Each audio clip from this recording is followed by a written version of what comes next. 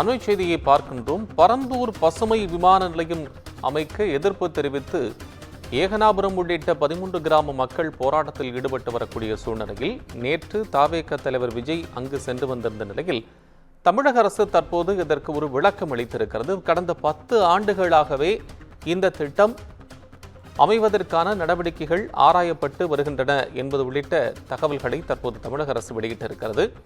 10 ஆண்டுகளுக்கு மேலாகவே ஆய்வு செய்யப்பட்டு வருகிறது இந்த திட்டம். ஒருவேளை பரந்தூரில் விமான நிலையம் அமைவதால் தொழில், மருத்துவம், சுற்றுலா முதலிய துறைகள் வளர்ச்சி பெறும் என்று தமிழக அரசு அறிவித்திருக்கிறது. அண்மை செய்தியாக பார்க்கின்றோம். பல்வேறு விவசாய அமைப்புகளும் சில கட்சிகளும் பரந்தூர் விமான நிலையம் அமைக்கக்கூடாது என்று எதிர்ப்பு தெரிவித்து வந்த சூழ்நிலையில் தமிழக அரசு இந்த விளக்கத்தினை அளித்திருக்கிறது. கூடுதலான விவரங்களுடன் தலைமை செய்தியாளர் சிவா இணைப்பில். சிவா, இப்ப இந்த தமிழக அரசு பரந்தூர் பசுமை விமான நிலையம் அமைக்க எதிர்ப்பு தெரிவித்து வரக்கூடிய சூழ்நிலையில தமிழக அரசு கொடுத்திருக்கக்கூடிய விளக்கம் என்ன? நிச்சயமாக கோபால், நேற்றைய தினம் தமிழக வெற்றி கழகத்தினுடைய தலைவர் நடிகர் விஜய் பரந்தூருக்கு நேரடியாக சென்று அங்கு பாதிக்கப்பட்டிருக்கக்கூடிய மக்கள், விவசாயிகளை சந்தித்து இந்த பரந்தூர் விமான நிலையம் வரக்கூடாது என்பதில் அரசு தெளிவாக இருக்க வேண்டும். மக்களுக்கு எதிராக வரக்கூடிய எந்த திட்டமாக இருந்தாலும் அது கொண்டு வரக்கூடிய அரசு மக்கள் விரோத அரசு தான் என்பது போன்ற பல்வேறு குற்றச்சாட்டுகளை முன்வைத்திருந்தார். அதற்கு தமிழக அரசு தற்போது ஒரு விளக்கத்தை வழங்கியிருக்கிறது.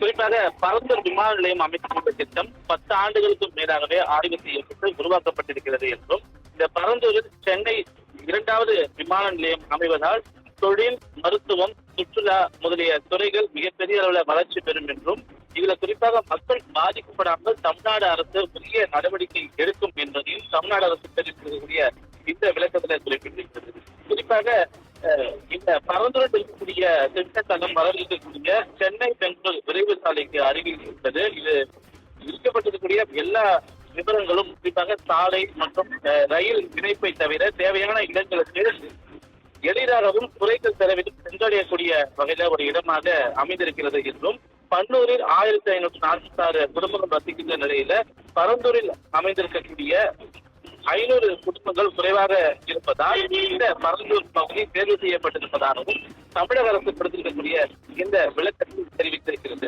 அவர் மட்டுமில்லாமல் விமான நிலையத்தினுடைய செயல்பாடு மற்றும் பிற தேவைகளுக்காக பரந்தூரில் உள்ள உத்தேசிக்கப்பட்ட தளத்தில் போதுமான கட்டமைப்புகள் இல்லாத ஒரு நிலம் இருக்கிறது என்றும், அதே போல பன்னூர் அருகே இருக்கக்கூடிய நிலங்கள், குடியிருப்புகள் மற்றும் தொழிற்சாலைகளுடைய வளர்ச்சி அடைந்ததால் இந்த விமான நிலைய பணிகளுக்காக கூடுதல் நிலங்களை கையகப்படுத்துவதற்காக பரந்தூர் உள்ளிட்ட இந்த 13 கிராமங்களை அரசு தேர்வு செய்திருக்கிறது என்பதையும் தமிழக அரசு தெரிவித்திருக்கக்கூடிய இந்த விளக்கத்தில் குறிப்பிட்டிருக்கிறது.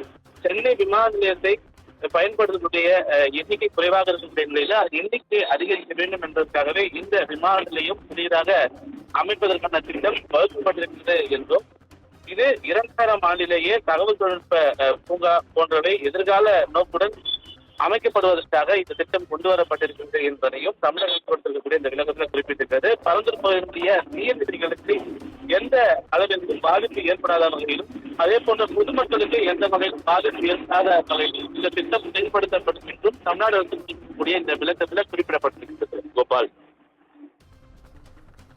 நன்றி சிவா, உங்கள் விவரங்களுக்கு நன்றி.